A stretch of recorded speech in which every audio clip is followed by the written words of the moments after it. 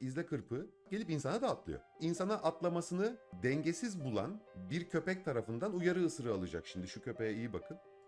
Uyarı ısırığı aldı. Uyarı ısırığı aldıktan sonra da gidip ona değil, orada hiç işi olmayan başka bir köpeğe daldı. Peki Çağrı niye zorba diye üstüne basa basa söylüyorsun? Sesini açtım sevgili arkadaşlar. Dinleyin. Teslimiyet sesi geldiğinde baskın bir yönetici teslimiyet sesi çıkaran köpeği rahat bırakır. Türkçe olsa hatasını anladı bu köpekler. Bizim zorba kırpık bastı gitti. Bir köpeği ısırıyor, bak o köpekten nasıl sesler çıkıyor duyuyor musun? Buna teslimiyet sesi denir. Ve tamam artık bırak beni anlamı taşır. İzle. Senin zorba duruyor mu? Durmuyor bak.